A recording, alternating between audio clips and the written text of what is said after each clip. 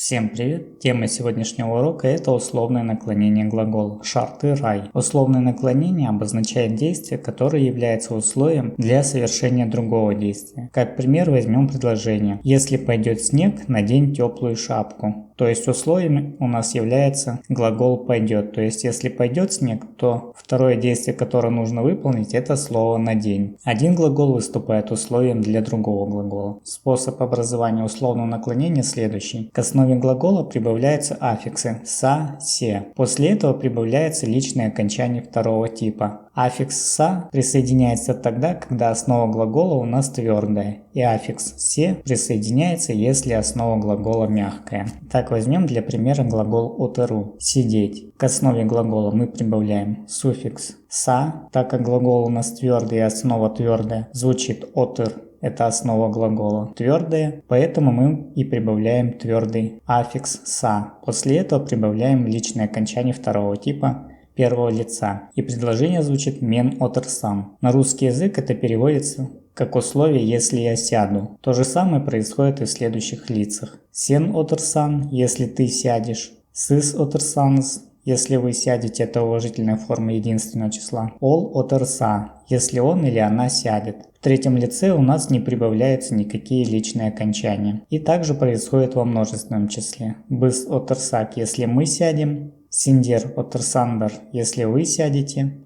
«Сыздер отерсаныздар» – если вы сядете, это уважительная форма множественного числа. И «олар отерса» – если они сядут. То есть на русский язык условное наклонение переводится как условие для совершения какого-то действия. Также к формам первого и второго лица могут прибавляться суффиксы твердое «ш» и мягкое «ш». В первом лице это дает оттенок сожаления. Также возьмем глагол «отер», прибавим твердый аффикс «са», далее идет личное окончание первого лица «м», и после этого прибавляем твердый аффикс «ш», так как основа глагола у нас твердая. И получается глагол «отерсамши». На русский язык это переводится как «надо было сесть». Допустим, вам предложили сесть, и вы отказались, а после этого пожалели о своем действии, и у вас, допустим, разболелась нога, и вы про себя думаете: «Эх, надо было сесть, а теперь у меня болит нога». Или второй пример. Разберем глагол «тамактану» – «кушать». Также прибавляем аффикс «са», далее личное окончание первого лица «м», и твердый аффикс «ш»,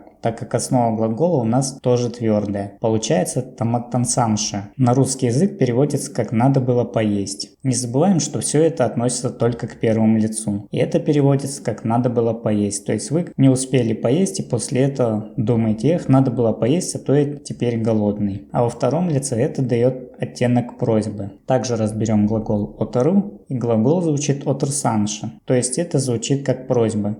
«Сядь же» или «садись, пожалуйста». А если мы используем вежливую форму, то глагол переводится как «садитесь, пожалуйста». То есть вы как бы проявляете просьбу и говорите человеку с уважением. «Отерсанысши» – «садитесь, пожалуйста» или «присаживайтесь». Теперь разберем некоторые предложения. Если ты спросишь, он ответит: «Сен сурасан ол жауап береді». В первой части предложения мы используем условное наклонение, а во второй части предложения мы используем переходное время глагола «ауспалы келер шаг». Эта часть предложения звучит «ол жауап береді». То есть у нас здесь идет действие, которое произойдет в будущем, и вы в этом уверены. То есть если ты спросишь, то он тебе ответит: «Сен сурасан ол жауап береді».